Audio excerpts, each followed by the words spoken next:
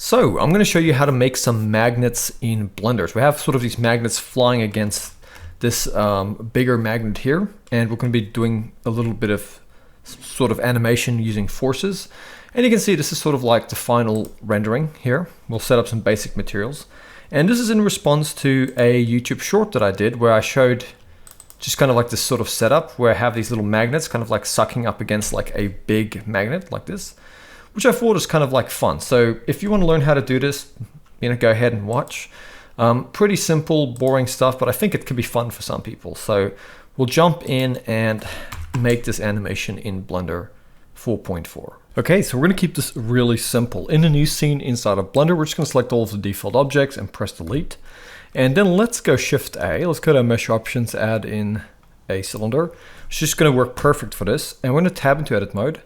And we're going to go S, Z, and kind of flatten it about this much. We're kind of like, I'd say flatter than a hockey puck, like that.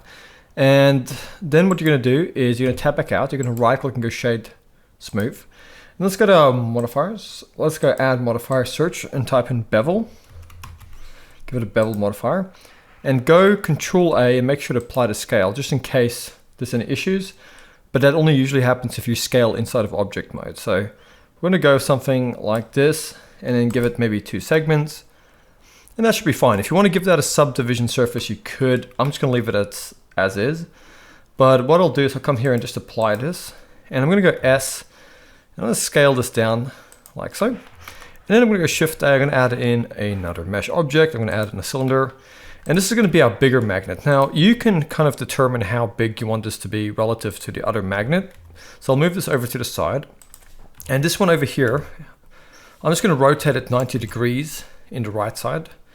And I'm just going to kind of scale it about this big. So this one's going to be a little bit fatter and a lot bigger. And we're going to go to modifiers and just give it a bevel. And because I scaled this in the object view, I'm going to go Control A. I'm going to apply to scale. And this way I can kind of mess around with the bevel. I'm going to increase the segments, and I'm also going to give it a subdivision surface.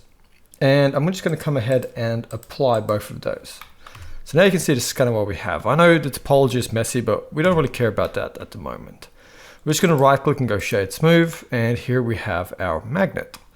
So what we'll do is we'll kind of move it up like so. So it's sitting on the ground. And we'll make sure that this little guy here is also sitting on the ground. So I'm in my front orthographic, like so. There we go. It's kind of sitting there on the ground in front of this. And then in the right orthographic view, I'll kind of just go Shift D to duplicate and Z and move it up till it's just a tiny, tiny little gap, as you can see there. And then I'm going to go Shift R just to repeat that action. And I'm going to make the stack, I don't know, about that high. You can do however high you want. Then I'm going to go Shift A. I'm going to go to my Mesh Options, add in a plane, and I'll just tab into Edit Mode and go Control Shift B just to bevel the vertices. And then I'm going to roll my middle mouse button to add in some segments. A to select everything, E to extrude, and just kind of like extrude it down to make like this block. And then I'm just going to go ahead and give it a bevel. There we go. Under the modifiers, and I'm also just going to give it an array modifier. So come here, search, just type in array. And then let's maybe go down here, just give it 1.01 on the X factor, give it something like 10. There we go. And let's just come and duplicate that array and then scroll down. Let's make the Y 1.01 and make the X factor 0. So running this way. And now we have a floor, and we can simply come here and just apply the array and also the bevel like so. Then right click and go Shade Auto Smooth. And now we have this floor, which is a nice looking kind of floor to use. We're just going to place it over here like so. And this is just going to be the floor that's visible in the render. But what we'll do, we'll cheat a little bit. We're going to go Shift A. We're going to go to Mesh Options, add in a plane. I'm going to scale that plane way up. I'm going to go Control A and apply to scale. And of this plane, we're just going to go over to our object properties. I'm going to go down to the viewport display, and under the display as, we're going to make it wire. And we're also going to come to our visibility And we're going to turn it off for the rendered, so it doesn't actually show in the render. This is just our interaction plane. And while we have it selected, we're just going to go over to our physics. Let's give it a rigid body. Let's make it passive, and let's leave it as convex hull.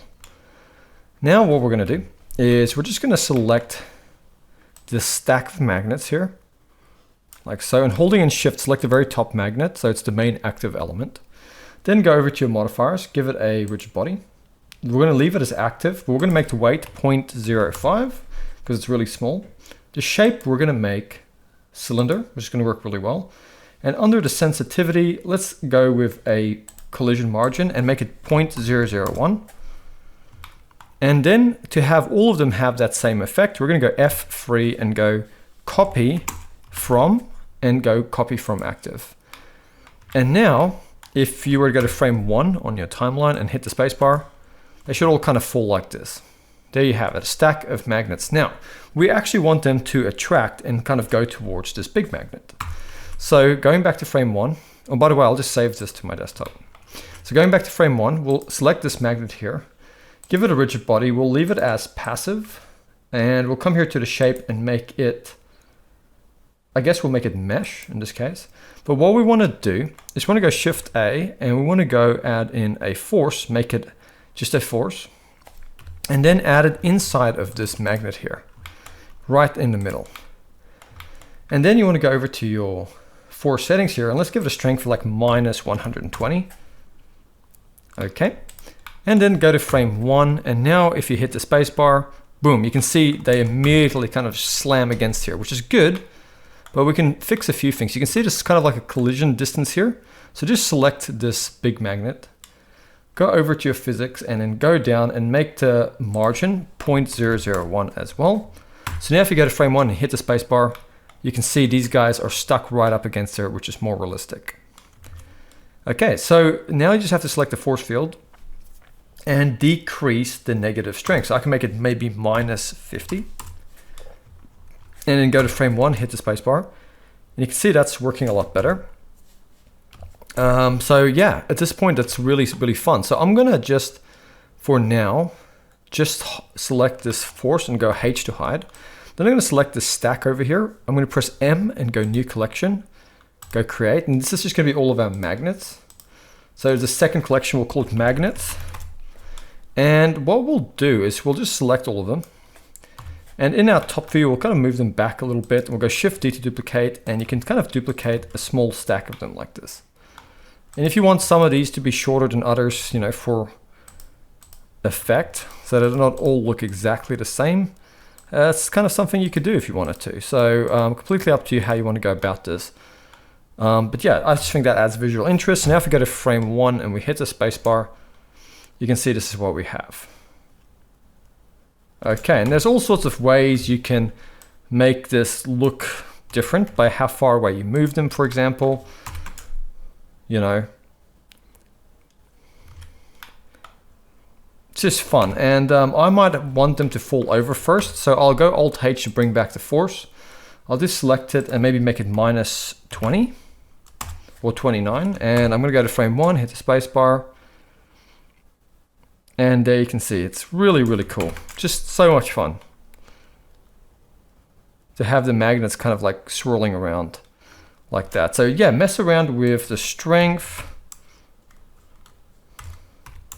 until you get a desired effect. I think sometimes having it not be too strong is really handy because it just kind of like allows it to kind of slide around a little bit more. Another thing you could try, like I said, is just increasing some of the height of these stacks.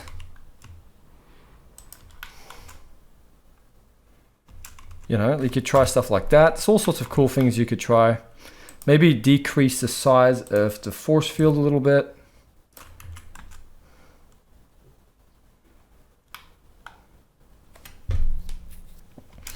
But that's it. At this point, you could go ahead and add in a camera of your choice. You know, just add it in, get yourself a position that you like. You can choose any focal length on your camera, but just kind of set something like this up.